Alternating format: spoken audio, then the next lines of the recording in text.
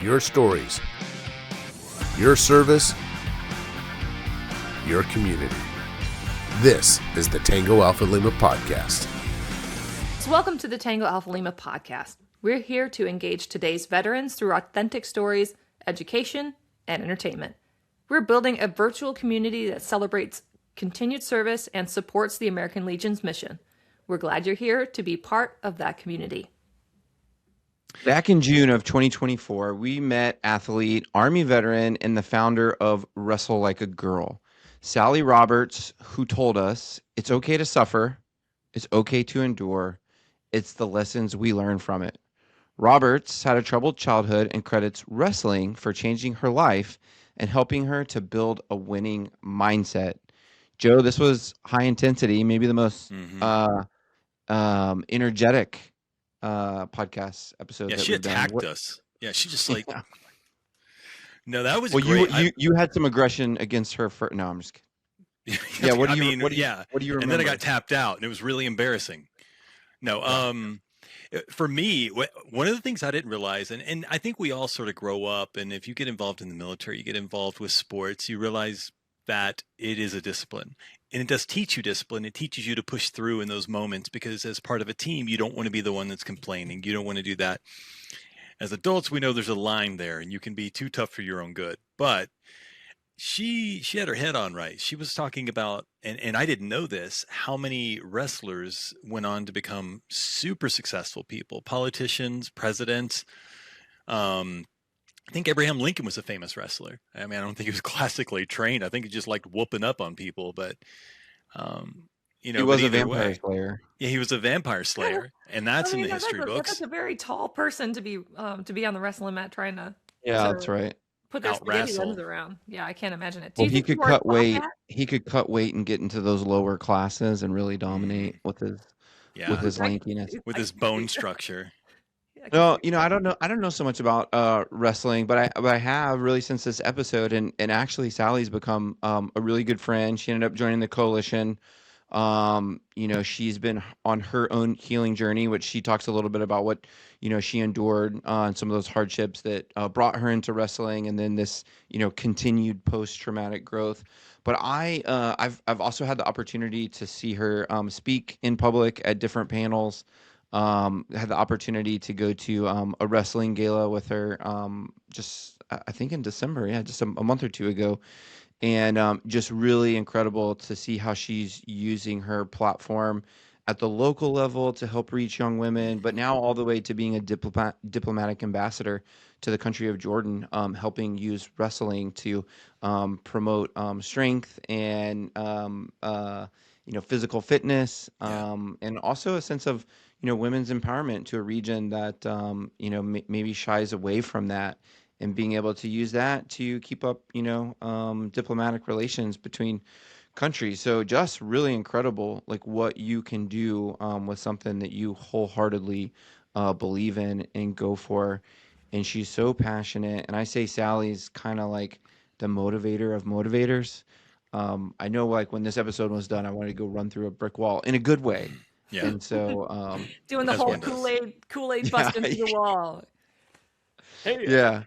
So you should definitely stick around, and we'll be back with our encore episode with Sally Roberts right after the break.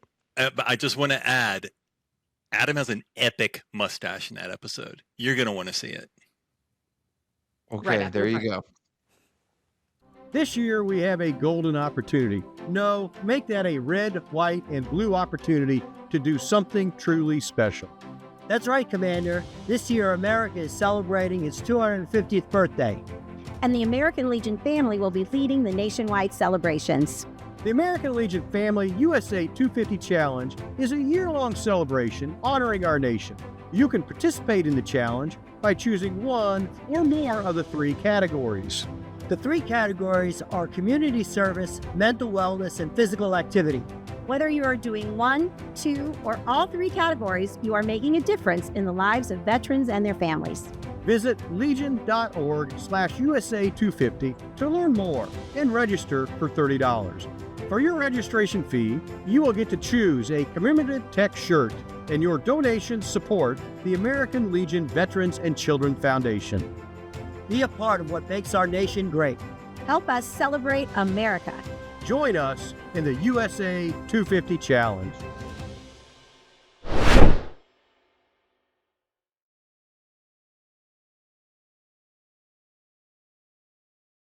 Welcome back, Alphas. Today we're joined by Wrestle Like a Girl founder and CEO Sally Roberts. Sally, welcome to the Tango Alpha Lima podcast. Hey, thank you for having me. Hey, Sally. So glad we got to connect outside of social media and on this podcast. Thank you for your service too, by the way. Yeah, honor and a privilege of a lifetime. Thanks. Hey, so I think I kind of already knew this about you, but I was obviously doing a deep dive researching for this podcast. And, for folks who don't know your story, you were kind of on a rough path early on, and you decided to join wrestling to get back on track. And I read that you were the only gal on the team in 8th grade. That got me wondering, because you're also an Army veteran.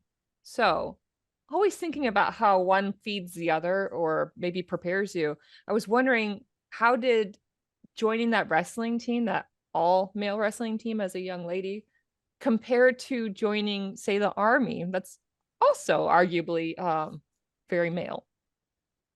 Yeah, I think that my wrestling career really set me up for success in the military. I mean, first and foremost, it made me appreciate and find the joy in suffering. And depending on what you're doing in the military, there's a fair amount of suffering, right? I was actually reading a quote today that said, it's better to deal with, to be able to carry hardship than to be a burden on the world. And to be able to find that joy in suffering and to be able to work alongside men and women. When I was in the military, I worked alongside women, but man, it really taught me how to speak bro language. So when I was deployed and when I was in the service and when I was in the Army, I had a really good time just hanging out and building relationships, building camaraderie. And for me, it was about community. So in the wrestling team, you had community. In the Army, I had community. And it was this language that I already understood. And I was surrounded by people that, I think that everyone wrestles with life, adversity, with challenges. And from my experience, the people that I really got along best with in the military were the same. They came from the same ilk, and they also had those same challenges. So when we got together, it was like I never skipped a beat. It's really funny that you bring up that joy and suffering, because we all know, people in the military, that adversity builds character, but everyone thinks that adversity has to harm you. And you can find ways to teach struggle and adversity and perseverance without having to go through traumas to do it. So I just want to say personally that wrestlers are some of the best people I know. One of my best friends, he's not only am I in a band with the guy, but also he's my personal trainer. He owns the gym I go to. He wrestled his entire career. He was a state champion in Georgia. And so I wondered when I was growing up why so many of my friends were wrestlers. And then I found out my senior year when I joined the wrestling team myself. I played football from the time I was in 7th grade all the way up, and I thought I was in shape. I will never in my life forget the exact moment when I realized that I wasn't in shape. And we had just gotten done with our first practice, and I had never been more exhausted in my life up until that point. I pick my bag up and go to walk out the door, and the coach says, "Run 2 miles before you go, and you better sprint the last quarter lap or you'll do another one." And I swear to you, I laughed. I thought he was joking. So my question to you wasn't just to tell you a whole story. I just wanted to tell you where I'm coming from, because holy cow, did you have that same kind of I feel like wrestling proved to me that knowledge, that ability to tap in was something that I had. And so when I went through, I was in Iraq in 2004, in Fallujah, Iraq, and ended up getting hurt, lost my left leg, my right leg's all banged up. And that stuff that I started learning in my senior year when I wrestled were things that I took forward into my entire life. One of my biggest regrets was not wrestling. So did you have that same kind of self-realization of of that untapped potential inside your mind where you feel like you can do nothing else and somehow you just keep going? Or is that something, that didn't come natural to you that you had to sort of build? Do you think it's something that can be taught to people who don't naturally have that trait? I do. I think it can be taught, and I'll tell you why. So in 2008, I was ranked #1 all year going into Olympic trials. And I had trained and prepared every day so that I didn't have a doubt in my mind that I was not going to make the team. And I would, after one practice, it was challenging, like you mentioned. And I felt like I could fall asleep on the wrestling mat. I was so exhausted. And I found myself saying, oh my gosh, if I have to run one more sprint, I would have died. And as soon as I found myself making that ludicrous statement, I lined myself up on the edge of the wrestling mat. I ran one more sprint just to reaffirm to myself that, in fact, running one more sprint wasn't going to kill me. And so I think that it's twofold, right? I think that we train and we start to build up our level of self-efficacy, our self-determination. But then I think you also start to hit a block in your mind where you think, well, maybe I can't do anymore. But when you realize that the mind drives the body and you line yourself up and you do it one more time, it reaffirms that we can, in fact, do really hard things. And the parallel for me is that both wrestling and the military teach courage, character, and confidence. And when you can pair that with the joy of suffering, I think that that leaves your world untapped. And, I think it's really important that women get that opportunity because, I feel like my success post athletics and post military is that I don't think there's anything I can't do. The biggest limiter is my mind. And there's a story there in and of itself that we might get to. But at the end of the day, the only thing that's ever going to stop me is me. And if that happens, I can fix it. I like that inward pettiness. Like, oh, you don't want to run another lap? Watch this. I do that sometimes with myself. That's great. Thank you so much. I always thought of myself on the wrestling team, but also when I was serving, that I never won anything pretty and I never won anything first round. For me, as soon as it turned into a dogfight and hopefully it went into overtime, I would always win. So I would always just be like, all right, let's wait till it starts to really suck and then I'm going to excel because I really love it when I'm in that space. It's such an incredible mindset and way of thinking about things and approaching things. And as I was looking at your website, I saw that you guys had a lot of great resources for girls and anyone interested. Things like advocacy and education, camps and events, and also some supporting research that you guys have done. And so I was looking at the research and I found a white paper that was titled Why Women's Wrestling, Why Now?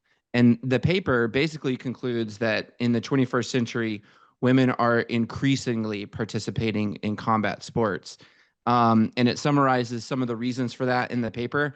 But I was wondering, from your perspective, talking about this mindset and this discipline, this shift that happened in you in 8th grade and the skill sets that you cultivated in wrestling and then took into the military, but you've also really been helping to help shape this narrative for young women that it's okay for them to do this and give them mental permission to go and follow this path.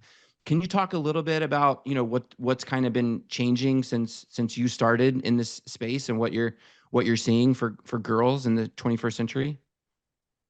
I am reaffirmed that anyone can do hard things. And in my perspective, far too long, we thought that girls and women should be these quiet, demure, very feminine and soft creatures. And I've learned through wrestling that women, they're either running from something or running to something. And the idea that women don't have to endure and they don't have to suffer and they're not dealing with hardship is completely false. I mean, for me, I got into wrestling because I was a derelict and I was shoplifting and breaking into houses and getting into fights. And I got put in front of a juvenile detention officer that told me if I didn't join an after school activity, I was going to face going to juvie. And I looked around the room and I thought, wait a minute, what do my friends do? They play sports. So I'll go out for the girls' sports, softball, basketball, volleyball. Well, they were all team sports and I was getting cut because I was told I was not athletic. That's not true. I was plenty athletic. I said, I didn't actually know how to play well with others. I was a bit more aggressive. And if we continue to think of our girls and women that are, and we put them in boxes, no one should put baby in the corner. And to be able to provide the opportunities that will facilitate interest and be able to bring them out so that they can own their space, their voice, their body. I mean, it just really, it's so empowering. And, right now, girls wrestling, it's one of the fastest growing sports. Why is it? I mean, there's a handful of reasons for that. Helen Maroulis was the very first American woman who's on our board of trustees to win an Olympic gold medal. You had Ronda Rousey, who is fighting in the UFC, Sarah McMahon, who's a wrestler, Olympic silver medalist. She's fighting in the UFC. And now that the notion, if they can see it, they can be it. There's so many more role models of how badass women can be. And it's not just there can be badass. You can look across the spectrum and you have some women that are exceptionally beautiful and just really embrace that feminine side. And then you have others that just don't care. And they're like, whatever, I know I'm smart, I know I'm tough, and I can do hard things. And to recognize that we are now able to support and embrace our women being a full spectrum and being whatever it is they want, whoever it is they see themselves being, and giving them the tools so they can drive towards their own future. I think it's the best thing for our girls. It's the best thing for our communities, for our state, for our nation, and it really is going to drive a greater global good. Yeah. Wow, that's incredible. And I just want to say, as a father of a 13-year-old daughter and a 7-year-old daughter, I love that there's champions like you that are out there advocating and helping to educate and create pathways to give the girls permission to think like this. I'm gonna make sure my daughters watch this episode. Thanks.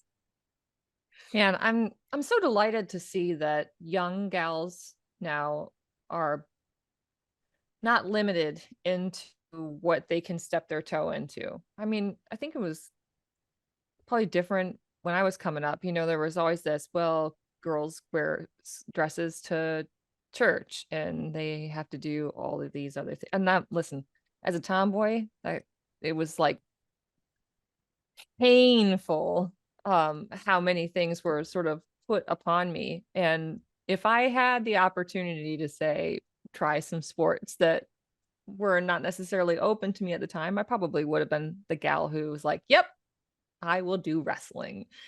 So thank you for that, Sally, for giving gals an opportunity to try new things. And I'm curious, how has women wrestling sort of permeated through the rest of these young women's lives? Like, how does it carry off the mat into their day-to-day? Well, what's fascinating is that we can look at our male wrestling demographic, right? They've been presidents of the United States, Secretary of State, Secretary of Defense. They've been congressmen, senators, and CEOs, leading public companies. And there's been a landmark study from Ernst & Young, 94% of female C-suite executives have played a sport. Okay, so we know what happens when you give girls and women the opportunity to wrestle. We're building courage, character, and confidence. It's laying a foundation for really the fabric of America, the spirit of entrepreneurialism, the spirit of innovation. And if we can create that financial, social, and educational mobility pipeline, we know where they're going to end up. Presidents of the United States, Secretary of State, Secretary of Defense. No doubt in my mind, there is absolutely nothing that is off limits when girls and women understand just how badass they are and what they're capable of, and knowing that the only limitations they have in their mind, and if they can find the joy in suffering and say, hey, this is going to be hard, but I love to suffer and I'm going to do it for a greater good, not just for myself, but for my teammates. I think the world is the oyster. So where are they now? They're doctors, they're lawyers, they're running for offices, they're sitting in the C-suites, and they're continuing to drive for a greater good. But you know what's I was recently just at Georgetown, and I was listening to one of the leaders that was speaking, and she said, there hasn't been one conflict that's been started by two women that didn't get along, not one war. And if we can get more women to take the seats at the tables and start driving those conversations, there's a stronger opportunity to have lasting peace. I love that mindset. I think that a lot of times, one of the things that hold back countries is not utilizing their full population. I mean, you have a lot of countries that we've been to war with, who are not technological leaders. They're not leading anything. And I think it's a big tie into that is that they're not talking to some of the most brilliant minds in their generations. And you have people that you say some people focus on being able to, or women are now allowed to represent in so many different areas, and I think that's great. And what I found though is that it's not an either or. When you see people that work really hard and get really good at something, whether it's being athletic or whether it's it's in a certain field, when you see people passionate about what they do, that in and of itself is attractive. So some people might say that traditionally attractive, the issues that that you brought up that women have faced for so long. But, I think that as we move forward, people are going to start seeing the beauty in hard work and the beauty in the fact that I don't care who you are. If you see somebody walking around who goes to the gym and takes good care of themselves, or somebody who's athletic and somebody who's good at what they do, there's something really attractive about that. I was really insecure after my injury just because of, my legs are a mess. And I found that learning how to accept who I was as a person helped me move past that. So my question to you then is when you see people that are dealing with disabilities, when you see people that are dealing with different things and you have to sort of adapt your training around those people, have you had to deal with many people with disabilities? And did you, and if you don't mind sharing some stories, if you've got something about that, my other question was going to be about your athleticism. Was it something that was natural to you, or was it something that you had to sort of work your tuchus off? But I think, you've mentioned that, but also it's obvious that hard work took a little bit of natural, or a lot of natural athleticism, and turned it into something that was literally elite world class. So to clarify, have you had to work around your, teaching and coaching people with different disabilities, and do you have any experiences you want to share with that? So just to start it off, listen, I grew up with two brothers and I grew up in the mean streets of Seattle. I love fighting. And what was helpful for me was recognizing that, of course, like, women are going to fight. Just like, look at across the United States, women are in fact fighting. And if we don't recognize that, and saying, if we look at our juvenile detention system, if we look at our prison system, we don't acknowledge how many women are in there. Those are women that have skills, talents, and aptitudes that we can use to cultivate and drive. We have to give them the tools so that they can learn how to lead themselves. And everyone can do better for themselves and for our communities and for our world if you understand that your mind dominates your body, and that's going to be the driver. And I did. So listen, I deployed to Afghanistan, and when I came back, I got accepted into the Army's world-class athlete program. I'm going to say it's one of the most elite units in the military. Because in order for me to get in, I had to be top third in the nation, top third in the world. And I got in by the skin of my teeth. I got 2-time world bronze medalist in women's wrestling. So I did in fact qualify. And what that did was put me in the WCAP program that is for both Olympians and Paralympians.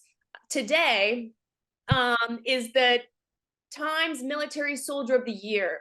And one of the soldiers that I got to support, Sergeant First Class Ellie Marks, she's getting that award. She's a Paralympian. She's 7-time, 27-time. I don't know. She's won so many gold medals because after she got injured, she found solace in the pool where she could beat the water. She was buoyant. She could have that physiological expression, and it helped her to recover.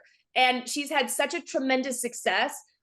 She lost a leg. She's an amputee. She's still getting Olympic gold medals, and she's still continuing to fight, serve, and do what she loves. So I'm honored that I get to go with her tonight as her guest to the Reagan building and watch her get this incredibly prestigious award, because regardless of what your limitations, the only thing that ever holds us back is our mind. And it's up to us to determine, are we driving ourselves, and are we going to drive that positive mindset narrative? Or is there going to be a different narrative that tells us that we're unworthy, we're incapable, we're limited, we have a handicap, we have a disability, and it's going to hold us back? I mean, I've seen time and time again, the people that show up and hit life hard and get hit hard by life, nothing holds them back but their mind. I love it. Thank you so much. Sally, as you kind of alluded to, and if our listeners haven't picked up on it by now, you've had quite the wrestling career. You were a resident athlete at the Colorado Springs Olympic Training Center for 8 years. You became a 3-time national champion, a World Cup champion, a 2 times world bronze medalist, and an Olympic alternate.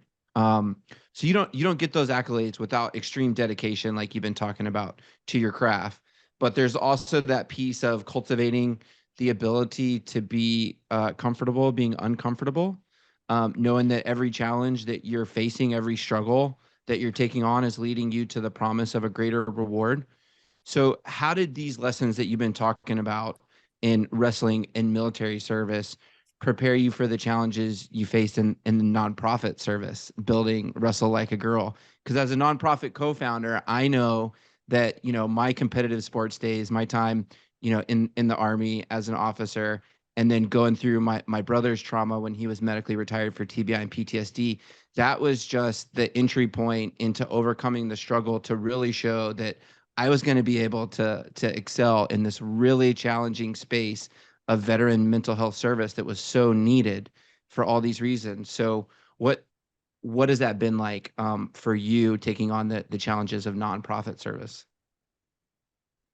I think that when you're starting to build your life plan, nothing is possible unless you take courageous leaps. And the first courageous leap that I did with nonprofit work was that I even had the concept and the idea of founding a company. And that came actually when I was in Afghanistan. I was on a patrol with the Pathfinders, and I had my female interpreter. And we would find women and we would collect atmospherics, ask them questions, and be able to report back to our command. And in order for me to do that, I had to build rapport. So that meant I took my helmet off and I put my gun down, and I had to go into really austere environments and just be exceptionally brave. Because if I could relax and calm down, I could give that to the other person. And while we were out on a patrol, one of the guys that was walking next to me said, "Hey, look over to your left." And I looked over, and it was a gaggle of girls. And I said, "Well, what's so special about that?" And they said, "Well, listen, we always have had boys following us. I think we're going to give them soccer balls or candy, but we've never had girls." And I looked over, and they looked just like American girls. They had t-shirts on and shorts, and their hair was crazy, dusty, dirty, had sticks in their hand. They were playing stickball. So when I turned over and smiled at them, that was the invitation that they needed. And they came rushing towards us. And I made sure to give them all a high five, and their faces lit up. And in that moment, I knew I wanted to continue serving. I didn't really know what that looked like. I just knew what it felt like. And I wanted to continue having that feeling of service to others. So when I came back and I was wrestling for WCAP, wrestling, all of our best ideas happen in the sauna. And I was sitting in the sauna sweating, and I thought, what we don't have is an advocacy organization. And I had the idea that, okay, well, that's what I'm going to start, but I didn't, and it was going to serve wrestling, because there's that notion, bloom where you're planted. And I was planted in the sport of wrestling. I was planted in suffering, and I was planted in doing hard things. So fast forward, I was actually at a wrestling tournament, a junior high wrestling tournament, and this little girl just beat a little boy, and he said something to her. So when she walked off the mat, she started crying, and her mom brought her over to me, and I said, "Hey, what's going on, sister?" And she said, "Well, even though I just beat this boy, he said it didn't matter because I wrestled like a girl." And I thought, wait a minute, that's crazy. I'm a 2-time world bronze medalist. You just beat him. I said, if he wanted to win, maybe he should start wrestling like a girl too. And that was the name of the organization that came about. And that was the origin of it. So fast forward, I think that if I would have ever taken the easy path, I wouldn't be where I'm at. And if I wouldn't have taken courageous leaps, I wouldn't be leading an organization. And one of the things that ties wrestling in the military to leading companies, whether it's a nonprofit or a tax-exempt organization, because we run this like a business, it's that you need a team. And when I first started, my founding board were my friends. They were athletes. And when I knew that I needed to level up as a person, I treated myself as an athlete, and I looked at my board as coaches. And I went out and got some of the most powerful minds in business, some of the most powerful minds in leadership. And I said, "I need for you to join the board." And they said, "Why?" And I said, "Because I need you to mentor me."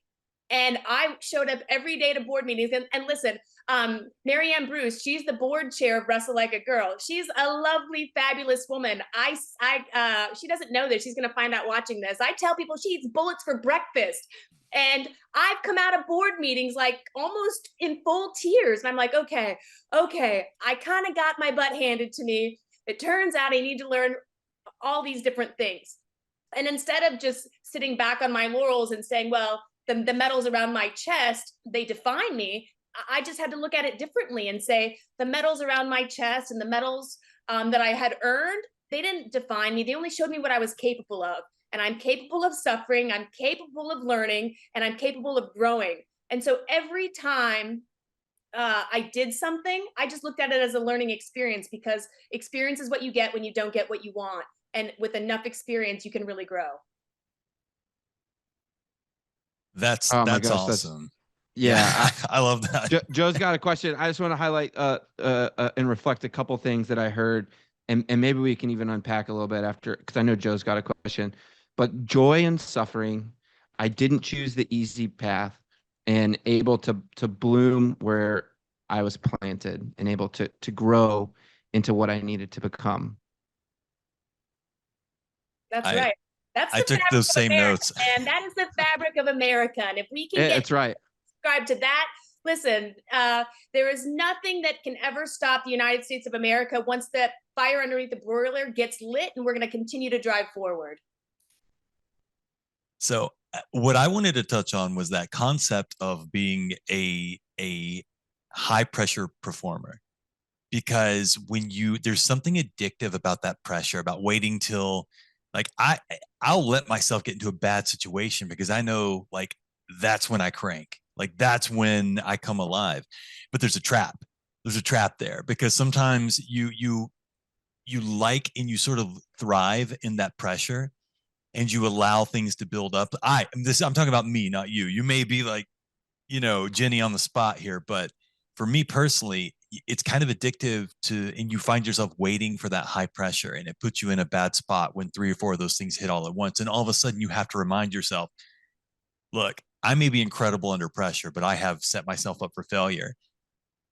I want to know what your support system is like for someone like you who is a go-getter, who's somebody who attacks their fears, attacks their problems.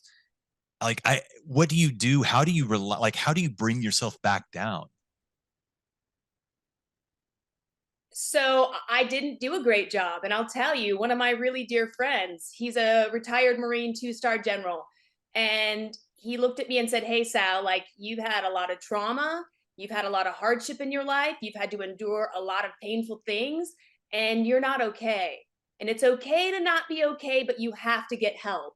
And I have a really dear friend, Juliana Mercer, and she's a 16-year Marine Corps veteran, and she founded an experience, a company where they take veterans down to Mexico, and you can explore ancient medicines, and you get to really scrape years of emotional dirt off the inside of your brain.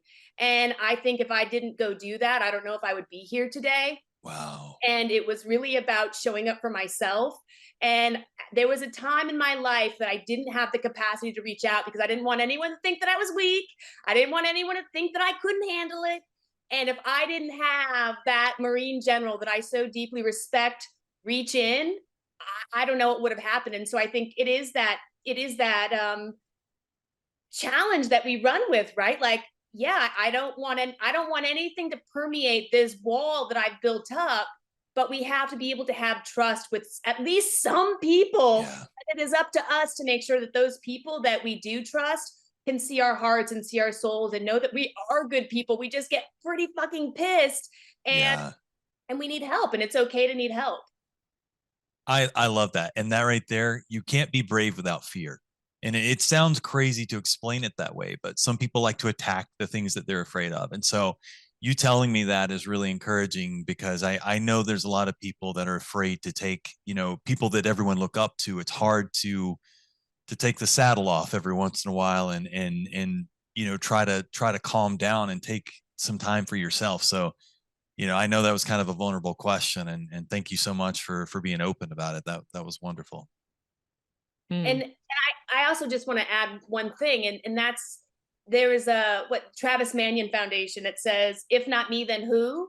And I've learned if I'm going to bet on anyone, I'm going to bet on myself all day, every day, because I believe that I'm going to come out versus someone else. Maybe it's that competitive mindset, but man, if you can learn that you're going to always be able to bet on yourself, and maybe you're not going to win, but at least the other person might, maybe you will too, but bet on yourself. Yeah. You talked about taking courageous leaps, and I'm curious, you've accomplished so much and had such success. What is going to be that next big blind faith leap for you? Self-love. Self-love, like diving into the nooks and crannies of my pain and where it came from. And maybe it was from childhood, and maybe it was from athletics, or maybe it was from the military. And heck, it might even be from nonprofit leadership. My board's tough, but diving in and saying, how do you fix this so that you can walk around as a whole, complete human being? You can continue to be of service to others. And the way that you present, you're able to lift, amplify, and support and bring the best of yourself to this world each and every day. Yeah, I'm going to strive for that too, Sally. It's always about the pursuit. Yeah. I would just add Juliana Mercer. I was just with her last month advocating in DC for some of these breakthrough therapies that you're talking about. So it emanates, from you that you've had a chance to go and have one of these experiences and be able to reflect on your life and the journey, to here to now to present, and all the things that have made you, into who you are. And one of the themes that I've heard, you talk about really throughout the conversation today is this joy and suffering. But, I think from a military service member perspective, you can kind of understand how that might make sense.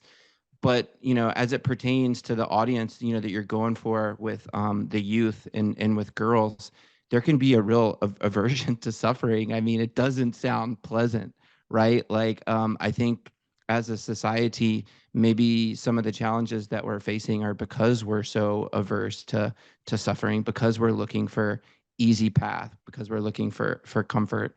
So how in your program do you address this? How do you help cultivate, that joy for suffering? And it's not maybe so much that like you're going out and seeking the opportunity to suffer, but it's that suffering is a very real part of the human experience. And you shouldn't be averse to that. You should just know that it's a chance to refine you into the greatest version of yourself. Yeah, I look at that as an opportunity for leadership. And when we put these girls and women in front of people who are leaders, who can exude the best of what America has to offer, those girls say, hey, I want to do that. How do I do that? And we say, hey, if you ever get a choice, take the hard right over the easy wrong. And if you get two options, take the toughest one, because even if you fail, you're going to know what your value is. You're going to know what your worth is. And maybe it didn't turn out the way that you wanted. But again, experience is what you get when you don't get what you want. And all of the times that I have had the most sunshine in my life, it's when I failed, but I've been able to come back from it. And we have to be able to teach really everyone that it's okay to suffer. It's okay to endure. It's the lessons that we get from it. There's a young lady that goes to a gym that we're at, and I think I forget exactly what weight she wrestles, but she wrestled in training with like a 225 guy. And it was something they both agreed to. And she said she eventually, over the entire course of the season, learned how to hold her own against that guy. And she said she learned more with that struggle of pushing herself into a match that physically being outweighed by 50 pounds for anybody or more is going to be really tough. And so, I love that idea of taking, when you have the time and the bandwidth to take that harder route, to be able to do that is really incredible. And then, like you mentioned and Adam brought up, taking the time afterwards to process that. I think that can be really important too. And sounds like you've got stuff sort of wrapped up pretty good. You know what you're looking for, you know what you want, and you have been fortunate enough to live in a time where you can surround yourself with incredible people and become a part of their inspiration as well. So I just want to say what you mentioned about these young ladies being able to step into leadership roles. You surround yourself with successful people and you become successful. You surround yourself with people that push you, who you have a like internal moral dialogue that says, I can't let these people down because they're pushing and I want to belong to this group of people. It can be humbling when you first step in to that board meeting and you realize that you may not have been ready for something, but now, like you said, you've hit the roof and you know what you need to learn to raise that up. Yeah. I just want to say you're very inspiring. I love everything that you're saying. I love your personality. I love that push through. I love that punch through. And it was actually very comforting for me to hear that you also have the step back, because I think that's the important time to say, okay, hold on just a second here. Let me sort of refoundation myself and start over. That's you're really wonderful, and I'm so glad that you came to speak to us here. Yeah, thank you. I just want to add that it is my most fervent belief that the full inclusion of women is the task of the 21st century, and getting them into all of the roles that where men are. It's really important, because when men and women work together, that's when we become a stronger nation. Yes. You got a yes out of Stacy. I like it. My girl. Well, we appreciate all the time you spent with us today. And before we pop off, is there anything that we didn't touch on that you really kind of wanted to mention? And is there anything that you want to share with our alphas that we didn't discuss? Feel free to let us know. Drop it on us.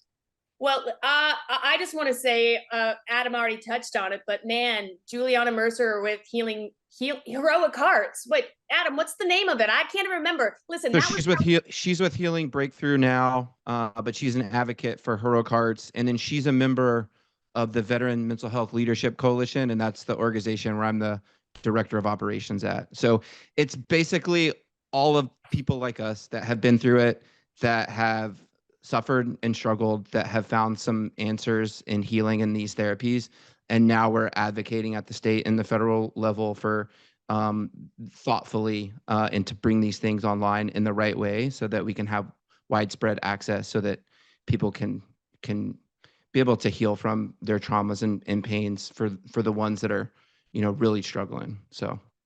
Well, so Adam just said what I wanted to say. Thank you. Good man. Thank you. Well, Sally, it's been an absolute pleasure to have you here. We'll have all the links to your social connections and anything we talked about in our show notes as well. But where can folks learn more about Wrestle Like a Girl? You can go to the website, wrestlelikeagirl.org. You can follow our social media, Wrestle Like a Girl. Twitter is Wrestle Like a Girl without any, listen, we didn't get the reduced character count, so it's WRSTLE like a girl. But please follow us on social. Go to our website, and when we have events, please show up and support. It's important that we support women's sports, because the more eyeballs on it, the more money and revenue and advertising we can get, and that's just going to help us continue to push our mission and push the movement. Awesome. Well, Sally, I'll be seeing you on social media around there. Hopefully I can meet you in person. We're doing this in increments. That's right. Yeah, I appreciate you. And thanks again for your service and what you're doing for young ladies across the globe. Gentlemen, I dream an American dream. It's time that we take back the power. I believe we can make Boys Nation that city on the top of the hill. Together, we can write a new chapter in Boys Nation history. You have my word to be a president, not a politician. Finest inter pares, first among equals.